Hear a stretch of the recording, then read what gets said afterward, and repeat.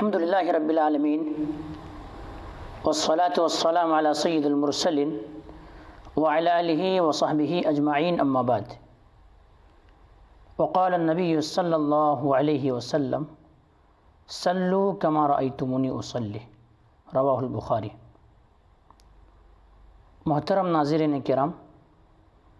آپ حضرات کے سامنے ایک مختصر سی حدیث پڑھی گئی ہے جو کہ صحیح بخاری کے اندر موجود ہے۔ اس مناسبت سے آج میں آپ حضرات کے سامنے بیان کروں گا نماز میں کی جانے والی غلطیاں اور کوتاہیاں۔ ناظرین، آج اکثر و بیشتر لوگ جو نماز ادا کرتے ہیں، نماز جو پڑھتے ہیں، وہ اس طرح سے کسی نے والد محترم کو دیکھ کر کے نماز پڑھنا شروع کیا کہ والد جیسے پڑھتے ہیں وہ بھی ویسے ہی پڑھ رہے ہیں۔ اسی طرح سے کسی نے اپنے بھائی و بہن کو دیکھ کر کے نماز پڑھنا شروع کیا اور وہ جیسے پڑھ رہے ہیں وہ بھی ایسے ہی پڑھ رہے ہیں۔ کسی نے خالہ و پھوپھی کو دیکھ کر کے نماز پڑھنا شروع کیا اور وہ جیسے پڑھ رہے تھے یا پڑھ رہی تھی اسی طرح سے یہ شخص بھی پڑھنے لگا۔ لیکن یہ توفیق نہیں ہوئی کہ حقیقی معنوں میں نماز ہمیں کس طرح سے پڑھنا چاہیے، نماز کا مسنون طریقہ کیا ہے،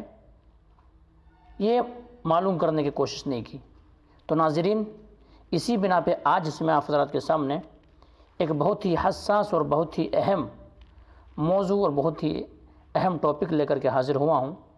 وہ یہ ہے کہ نماز میں کی جانے والی غلطیاں و کوتاہیاں۔ انسان سے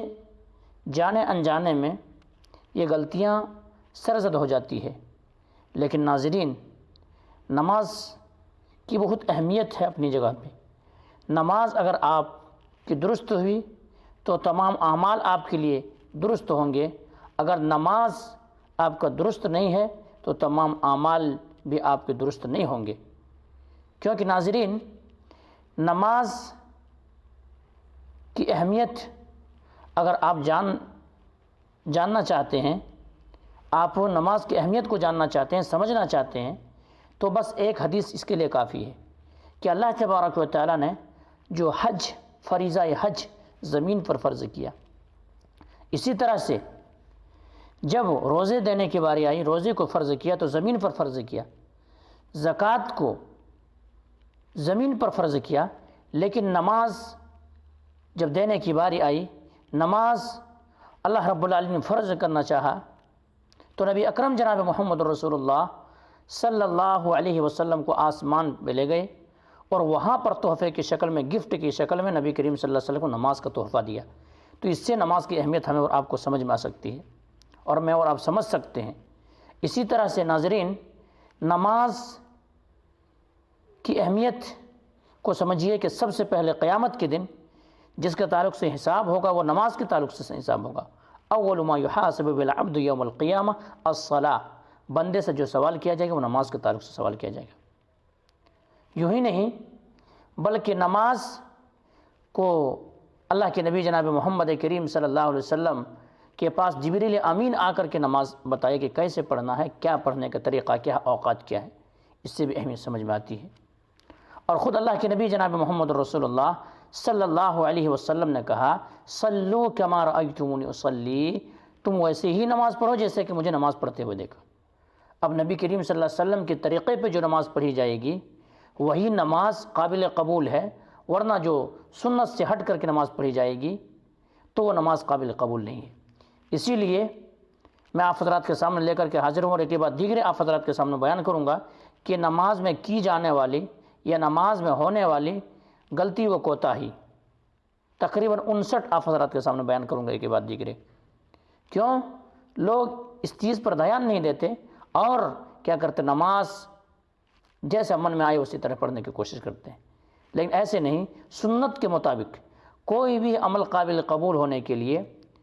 شرف قبولیت تک پہنچنے کے لیے 3 شرائط پائے جاتے ہیں۔ پہلا شرط یہ ہے کہ جو عامل ہے، جو عمل کر رہا ہے، اس شخص کا عقیدہ صحیح ہونا۔ اگر عقیدہ صحیح نہیں ہے، عقیدے کے اندر گڑبڑیاں ہیں، عقیدے کے اندر اگر بگاڑ ہے، عقیدہ مضبوط نہیں ہے، توحید کا عقیدہ جو ہے وہ مضبوط نہیں ہے اس بندے کے پاس، شرک کرتا ہے، بدعات کرتا ہے، تو ایسے شخص کی کوئی بھی اعمال سرے سے قابل قبول ہی نہیں ہے۔ اس لیے سب سے پہلا شرط جو ہے وہ یہ ہے کہ عامل شخص جو ہے، جو عمل کر رہا ہے، اس کا عقیدہ درست ہونا۔ اسی طرح سے دوسرا شرط یہ ہے کہ خالص لوجہ اللہ، یعنی اللہ رب العالمین کو خوشنودی اور رضا کے لیے کام کیا جائے، خوشنودی کے لیے کام کیا جائے کہ اللہ ہم سے کیسے راضی ہو جائے، اللہ کیسے خوش ہو جائے، مخلصین لہ الدین، یکسو ہو کر کے خالص اللہ رب العالمین کی عبادت کی جائے۔ اور تیسری شرط جو ہے سنت کے مطابق عمل کیا جائے، اتباع سنت ہو اس عمل کے اندر۔ اگر سنت سے ہٹ کر کے چاہے کتنوں بھی اچھے اعمال کر لیا جائے لیکن وہ قابل قبول نہیں ہے اور وہ اعمال ان کو جہنم تک لے جانے کے لیے کافی ہے۔ اس لیے اللہ کے نبی جناب محمد رسول اللہ صلی اللہ علیہ وسلم فرمایا وَكُلَّ بِدْعَةٍ ضَلَالَةٍ وَكُلُّ ضَلَالَةٍ فِي النَّارِ، کہ ہر بدعت گمراہی ہے اور ہر بدعت انسان کو جہنم تک لے جانے والی ہے۔ اور اللہ کے نبی جناب محمد رسول اللہ صلی اللہ علیہ وسلم نے فرمایا کہ اگر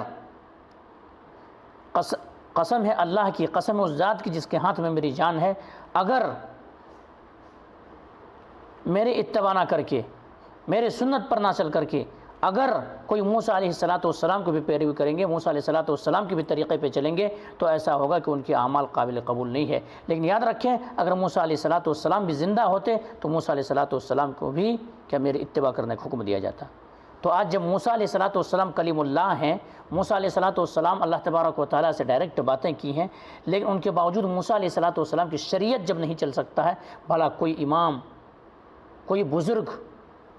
کوئی اور اس کے طریقے پہ کیسے نماز پڑھا جا سکتا ہے، کیسے عبادتیں کی جا سکتی ہے؟ اس لیے ناظرین ہمیں اور آپ کو یہ جاننا ہے، یہ سمجھنا ہے کہ نبی کریم صلی اللہ علیہ وسلم کس طرح نماز ادا کیا کرتے تھے، نبی کریم صلی اللہ علیہ وسلم کیسے نماز پڑھتے تھے، صحابہ کرام کیسے نماز پڑھتے تھے، اور اسی طرح سے ہمیں اور آپ کو نماز پڑھنا ہے۔ تب تو ہمارے آپ کے اعمال قابل قبول ہے، ورنہ ہمارے آپ کی نماز قابل قبول نہیں ہے، کیونکہ اللہ کے رسول جناب محمد رسول اللہ صلی اللہ علیہ وسلم فرمایا صلوا کما رأیتمونی اصلی، ٹھیک اسی طرح نماز پڑھو جیسا کہ مجھے نماز پڑھتے ہوئے دیکھے ہو۔ تو ناظرین یہیں سے بات کو ختم کریں گے، اللہ تبارک و تعالیٰ سے دعا کریں گے کہ مولا کریم جو بات کہی گئی ہے سب سے پہلے تو ہم اور آپ کو تو ان باتوں کے اوپر اچھی سمجھ کی توفیق دے دیں، اس کے بعد مولا کریم ہم تمام مسلمانوں کو